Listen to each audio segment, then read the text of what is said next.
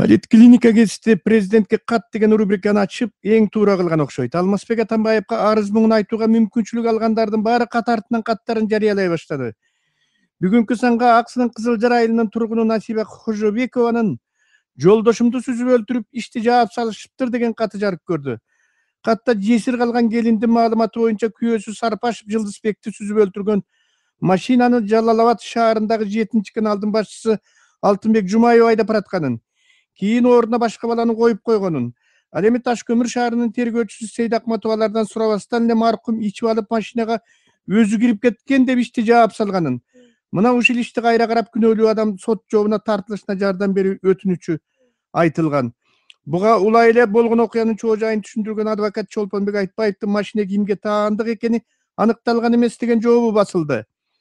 Поликлиника кезинен сиздер депутат Жылдыз Жолдошова тактан кантип кулаганын, Бакыт Абдыгапаровго 2-чи айыбы угузулганын, 93-жылы Дүйнөлүк банк тарабынан Кыргызстанды жыргатабыз деп киргизилген ПЕСАК программасы СССРден калган завод фабрикалардын баарын кантип менчикке чыгартып, саттырып талкалаганын, башкасын айтпаганда да чөп таңгактагыч пресс подпорщиктерди Европа тургай Африка өлкөлөрүнө чейин экспорттоп турган Фрунзе атындагы айыл чарба машиналарын чыгаруучу кубаттуу заводду, Ленин атындагы аскердик заводду, 90-жылдары Германиядан жаңы жабдуулар менен электр моторлорун чыгаруучу заводду, фабрикаларды, балабакчалар менен башка имараттарды, ал тургай от жаккан, жылуулук берип турган мештерине чейин талкалап, кирпичтери менен арматураларына чейин талап жок кылышканын, бүгүн бизнес кылып байдык деп жүргөн кыргыз шылуундары Кыргызстанга фашисттерден да жамандык жасаганын коомдук ишмерлер Карипбек Алымкулов менен Базарбай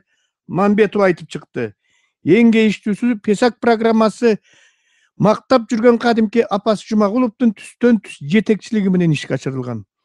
Эртең чыкчу жаңы агым кести мындан ары бүгүн чыкмай болду. Кесит кум төрдү азыркы өкмөт, ал эмес президент да чече албайт деген баш тема менен ачып, бул боюнча Кыргыз Алтын ачык акционердик коомунун президенти Токон Мамытовдун керек болсо кум төрдүн айынан Атамбаев да премьерликтен кеткен деген маегине орун берди.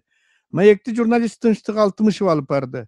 Кудуретти Айчабаровдун суроолоруна жооп берген дин илиминин доктору Кадыр Маликов интервьюсун пайгамбар азыр жашаса костюм шым кийип галстук тагынмак деп атады. Маликов андан ары ислам мамлекети деген атты жамынып алып, игил азыр согуш өртүн жайып келатканын, бул кыймыл эч кандай исламчыл кыймыл эместигин, анын ою боюнча ал долбоор экенин, бирок артында кимдер турарын так айта албастыгын, бир көңүл бура турган жактай, орозо башталган кезде Израиль Газа секторунда согуш баштаганын, бирок эң кызыгы игил Израилге жооп катары бир дагы ок чыгарбаганы баарын таң калтырганын, дагы бир шилтеме кыла турган нерсе, Израилдин премьер-министри Биньямин Нетаньяху өз өлкөсүнүн парламентинде сүйлөп жатып, игилдин бар экендиги Израилдин кызыкчылыктарына төп келет деп айтканы мисалга тартты. Азия Ньюс кести күчтүү Кыргызстан партиясынын мүчөсү Расул Умбеталиевдин арсыз бийликтин каралоосу бизге жукпайт деп интервью берди. Күчтүү Кыргызстан партиясы кандай партия болгонун, анын төрайымдыгына Аида Салянова кандайча шайланганын, Салянованын саясаттагы таза жолун, ишмердүүлүгүн баалаган жаштар, студент кыздар партияга көп келип жатканын, партияга Салянова келип кошулгандан тартып, бийликчил маалымат каражаттары жалган жалаларды жаба баштаганын да айтты. Асман Плюс кести эшек этине макалаларын арнады. Аяз кесте бүгүн Макмал Алтын кенин уурдагандарды жазып чыкты. Ушундан кесит баянын соңуна чыкты.